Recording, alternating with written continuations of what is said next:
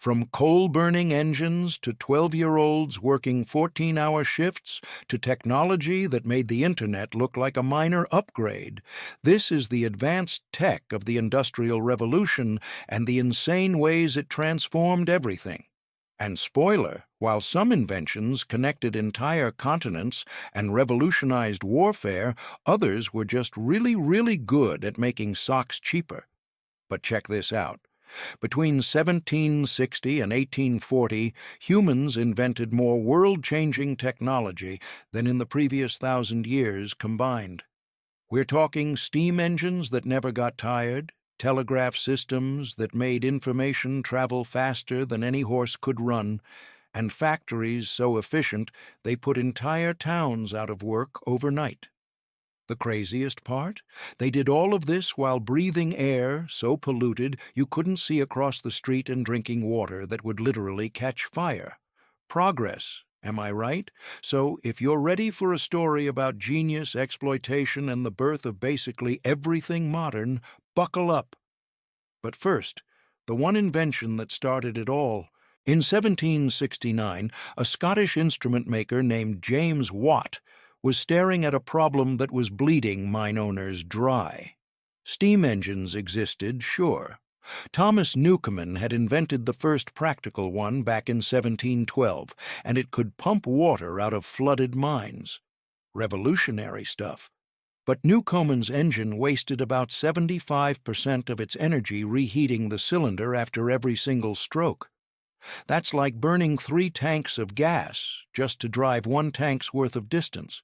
So Watt added a separate condenser that kept the main cylinder hot all the time. Boom! Efficiency improved by 75% overnight. And suddenly, steam engines went from expensive mine equipment to the power source for literally everything. By the 1770s, these things were popping up in Manchester, Birmingham, every industrial city that wanted to compete. The power output was insane.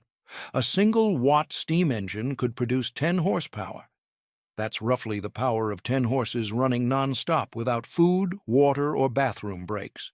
But unlike horses, steam engines didn't get tired. They just kept going, 24 hours a day, 7 days a week. This enabled the first true factories. Before steam power, you needed to build your factory next to a river to use water wheels. But steam engines? You could build them anywhere you had coal, which meant factories started clustering in cities, and workers started flooding in from the countryside looking for jobs. They got to breathe in fresh coal dust all day. Lucky them. But steam engines had a dark side. Boiler explosions. These early engines operated at pressures up to 50 psi, and metallurgy wasn't exactly advanced. So boilers would occasionally just explode, launching shrapnel through factory walls and killing everyone nearby. It's believed that in the early 1800s, boiler explosions killed around 50 workers per year in England alone. That's 1 every week. And nobody really cared because there were no safety regulations. 0. You just hired new workers and kept going. One engineer described the sound of a boiler explosion as like 1,000 cannons firing at once. And the aftermath? Let's just say it wasn't pretty. But despite the death toll, steam power transformed everything. By 1800, there were over 2,500 steam engines operating in Britain. By 1850, over 500,000. That's a 200x increase in 50 years, each one pumping out power, driving machinery, creating the modern industrial world. But steam engines were just the muscle. The real revolution happened when someone figured out how to make cloth faster than your grandma could knit. And then someone looked at textile production and thought, you know what? This is way too slow. Before the Industrial Revolution, making cloth was incredibly tedious. One person could weave maybe 20 yards of fabric per week if they were really good. That's it. But in 1733, John Kay invented the flying shuttle, which was basically a wooden device that let weavers throw the thread across the loom instead of passing it by hand. Doesn't sound like much, right? Wrong. It doubled weaving speed overnight. One weaver could suddenly do the work of two. Factory owners were thrilled. Weavers? Not so much, since it meant they needed half as many workers. Then in 1764, James Hargreaves created the spinning jenny, which could spin 8 threads at once instead of just one. That's an 8x increase in productivity from a single machine, and it kept getting better. By the 1780s, some jennies could handle 120 spindles simultaneously. But the real game changer came in 1769 when Richard Arkwright invented the water frame. This beast used water power to drive spinning machines and could produce thread strong enough for warp yarn. That was the holy grail of textile manufacturing. Arkwright didn't stop there. He built the first true textile factory in Cromford, England, employing over 300 workers. Mass production on a scale nobody had ever seen. And then Edmund Cartwright showed up in 1785 with the power loom, automating weaving entirely. Now you didn't need skilled weavers at all. You just needed someone to feed the machine and keep it running. Traditional handloom weavers were suddenly unemployed. Between 1820 and 1840, it's estimated that over 250,000 handloom weavers lost their jobs in Britain alone. Some workers were so thrilled they formed groups and smashed the machines in protest. Workplace satisfaction at its finest. But here's the thing about these inventions. They happened fast. Really fast. Between 1733 and 1785, that's just 52 years. In half a century, the entire textile industry went from cottage craft to factory production. The results were staggering. In 1760, Britain imported about 2.5 million pounds of raw cotton per year. By 1850, over 588 million pounds. That's a 235x increase in 90 years. Cotton shirts went from luxury items to everyday clothing. Prices dropped by 85% between 1780 and 1850.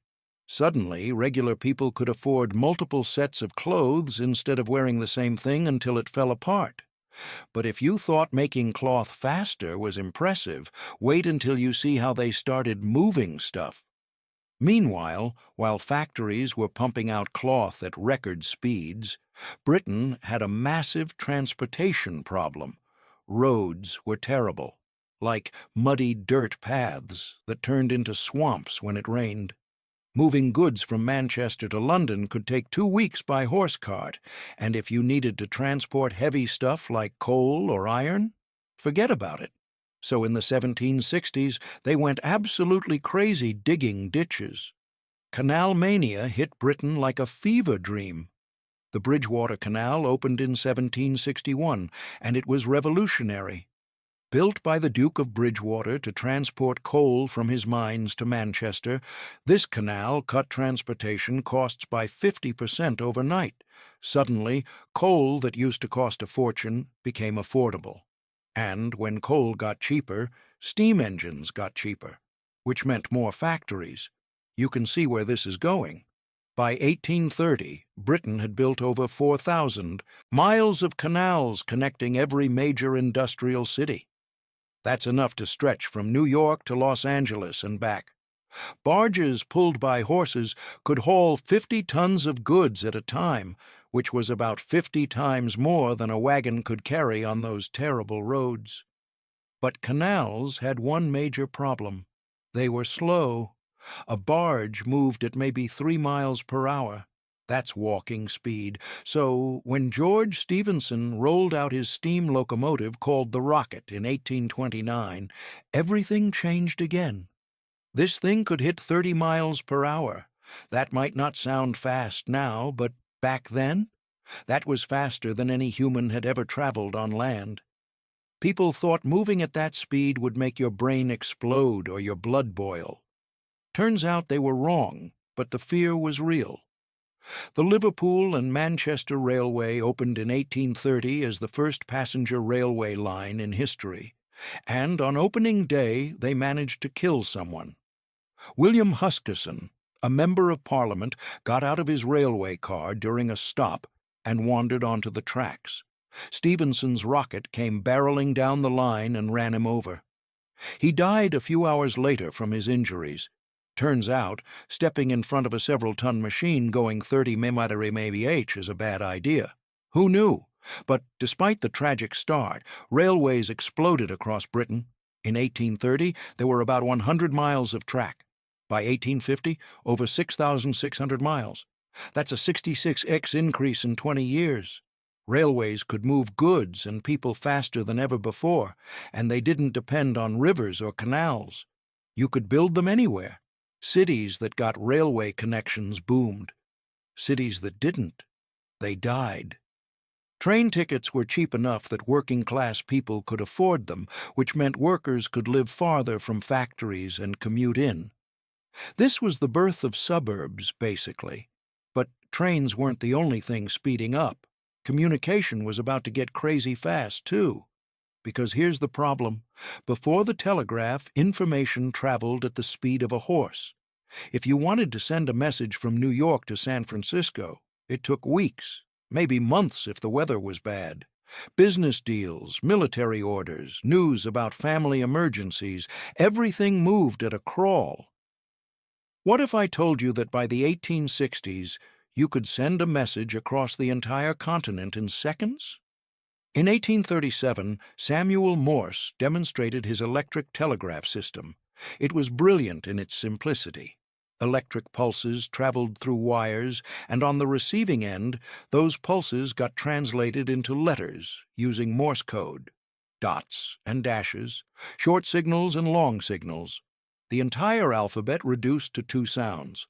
On May 24, 1844, Morse sent the first official telegraph message from Washington, D.C. to Baltimore. "What hath God wrought?" Pretty dramatic for a tech demo, but honestly, fair question, because this invention was about to change everything. Telegraph lines spread across America like spider webs. By 1861, the transcontinental telegraph connected the East Coast to California. You could send a message 3,000 miles in seconds instead of weeks. Think about that. Information that used to take a month now took less time than making a cup of coffee. And the Pony Express? That famous mail delivery service with riders galloping across the frontier? It went out of business 2 days after the transcontinental telegraph was completed. Put out of business in 48 hours.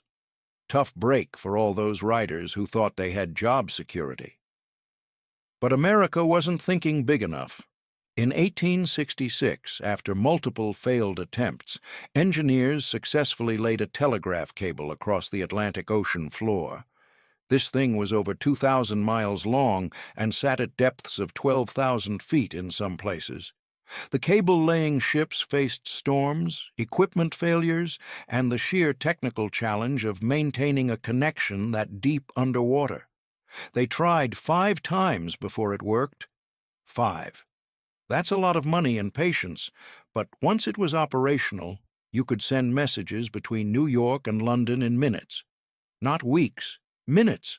Stock prices, political news, business deals, all of it suddenly moved at the speed of electricity. The London Stock Exchange and New York Stock Exchange could coordinate in real time, which created modern international finance. Whether that's a good thing is debatable, but it definitely happened. By 1880, there were over 100,000 telegraph operators working in America alone. That's a massive new industry that didn't exist 40 years earlier. Mostly young people, lots of women, all learning Morse code and sitting at telegraph stations tapping out messages 8 hours a day. Now, with power, production, transport, and communication revolutionized, it was time to automate literally everything. What if every part of a machine was exactly identical? Not close, not similar. Perfectly identical down to a fraction of an inch. Before the Industrial Revolution, that wasn't possible. If you needed to repair a musket or a clock, a skilled craftsman had to file and shape each replacement part by hand to fit that specific item. Every gun was unique. Every clock was unique. It was like a nightmare for logistics. But in 1798, Eli Whitney had a wild idea. He got a contract from the U.S. government to produce 10,000 muskets, and he promised something revolutionary. He'd make them with interchangeable parts. The government officials were skeptical, so Whitney showed up with a pile of disassembled musket parts, randomly selected pieces from different guns, assembled them in front of everyone, and the musket worked perfectly. Mind blown. But here's what made this possible: precision manufacturing. Whitney's factory had to produce parts with tolerances down to 1/1000th of an inch. That required specialized tools, careful measurements, and quality control that didn't exist before. It was expensive and difficult, but once you got it right, game over. Artisans hated this. Turns out being replaceable sucks. For centuries, master, gunsmiths were respected craftsmen who took years to train. Their skills were valuable. Their knowledge was power. But with interchangeable parts, you didn't need a master gunsmith anymore. You needed a factory worker who could operate a machine and follow instructions. The concept spread like wildfire. In 1807, Eli Terry applied interchangeable parts to clockmaking in Connecticut. Before this, clocks were luxury items that cost months of wages for a working-class person. After, Terry's factory was producing 10,000 to 12,000 clocks per year by 1816, and prices dropped by 90%. Suddenly, regular people could afford to know what time it was. Revolutionary. Then, in 1851, Isaac Singer introduced the sewing machine with standardized interchangeable parts. This created a massive home market because if something broke, you could just buy a replacement part and fix it yourself. No specialist needed. Singer sold 2,600 machines in 1856. By 1870, 127,000 per year. That's a 50x increase in 14 years. The impact on production was insane. A skilled seamstress could sew maybe 50 stitches per minute by hand. A Singer sewing machine? Over 900 stitches per minute. That's an 18x productivity increase from one device. But here's what nobody talks about. This destroyed the concept of mastery. Before interchangeable parts, craftsmen spent their entire lives perfecting their trade. They knew every angle, every technique, every trick. Their hands could feel when something was right. That knowledge gave them dignity, purpose, and economic leverage. With factories, that all vanished. Workers didn't craft entire products anymore. They performed one repetitive task on an assembly line.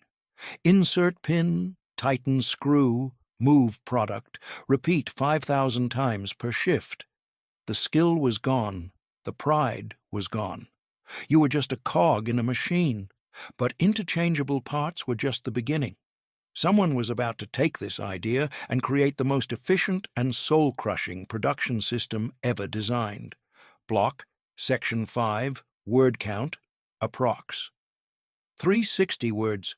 Picture this: Chicago, 1870s, the Union stockyards, thousands of pigs arriving every day, and they needed to process them fast, really fast. So they created the disassembly line. A pig would enter on a conveyor system, and as it moved past workers, each person performed one specific cut. First guy, throat. Second guy, belly. Third guy, legs. Fourth guy, internal organs. By the time that pig reached the end of the line, it was completely butchered and sorted into cuts.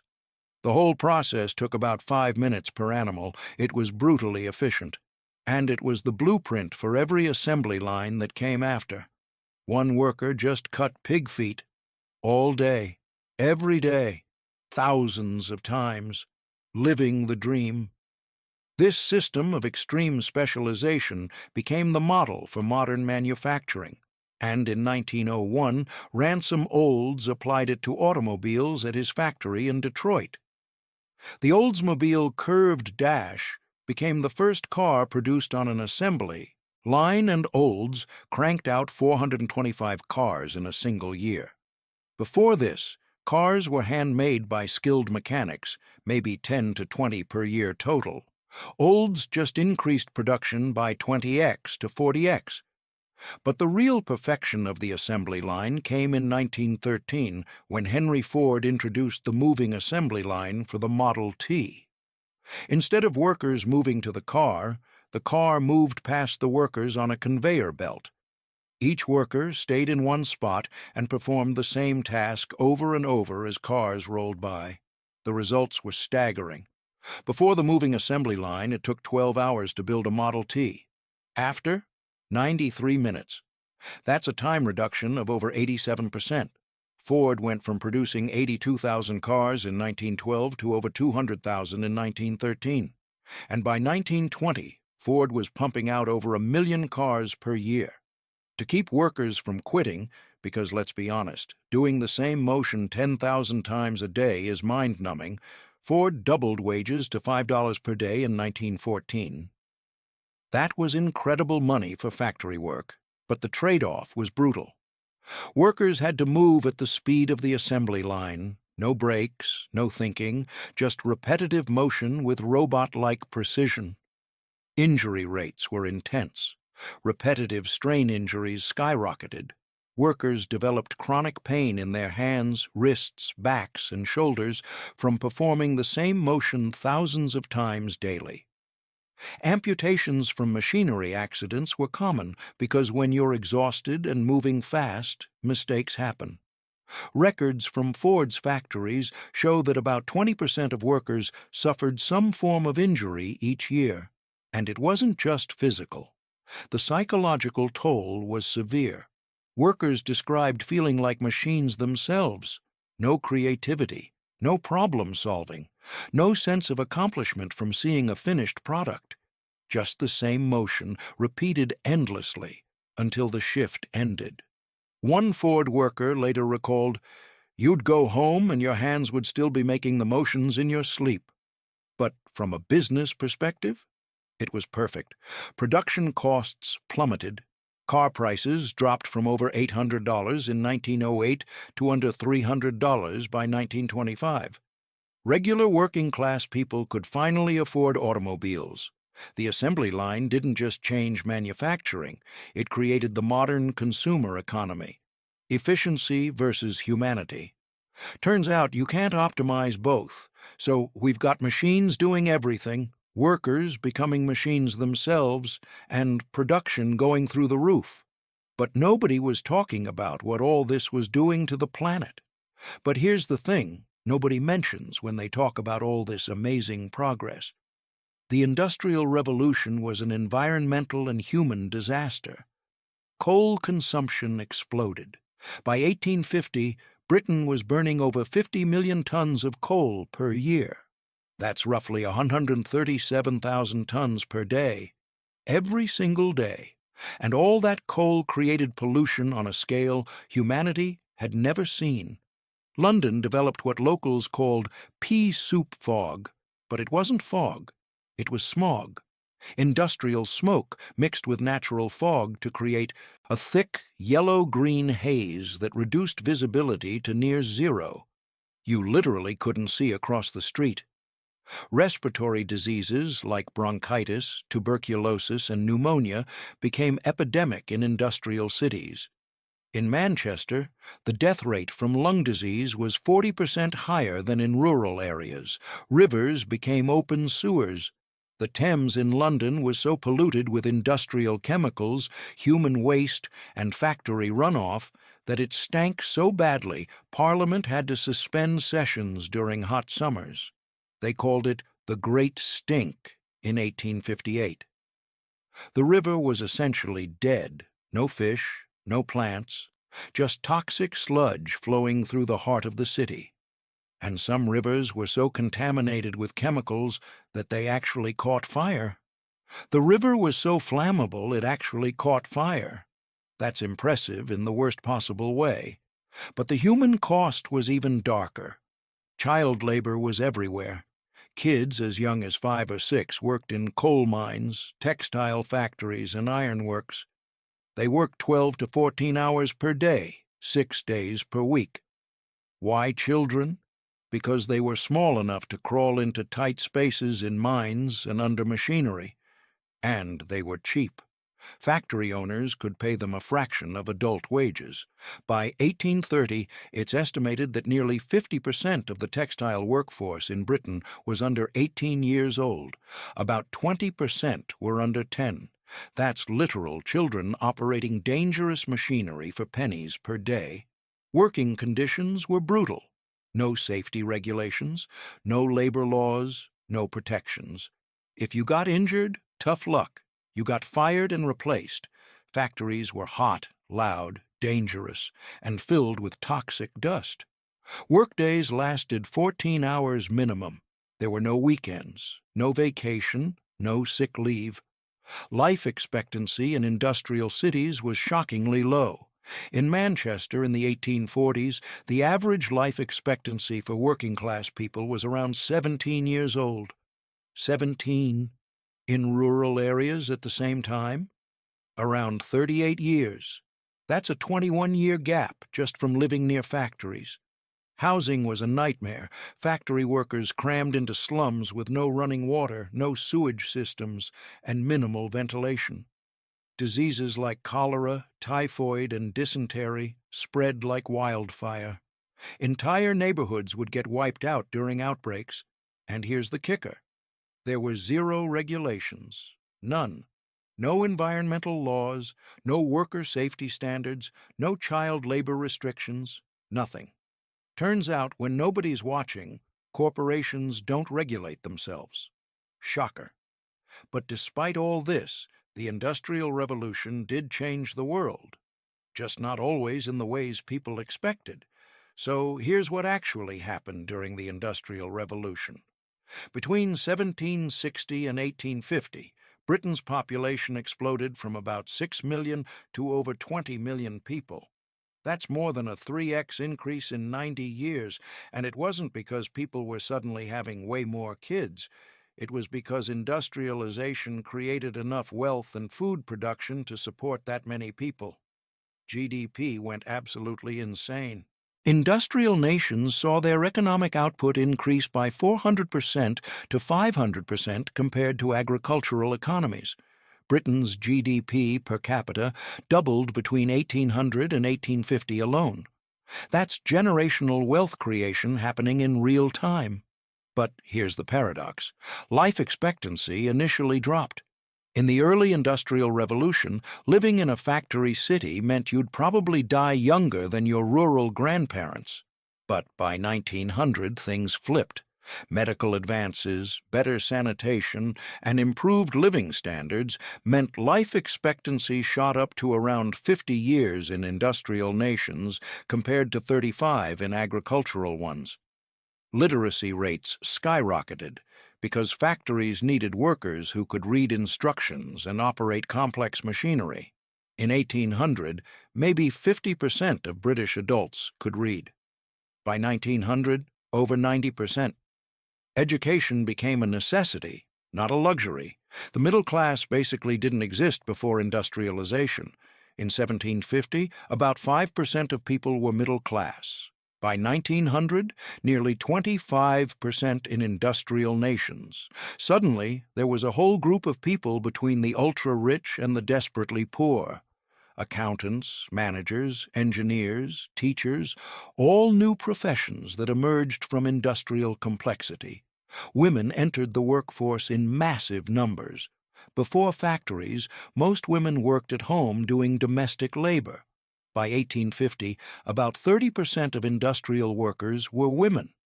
That fundamentally changed gender roles and family structures. The global impact was enormous. Europe and the United States industrialized and became dominant world powers. Countries that didn't industrialize?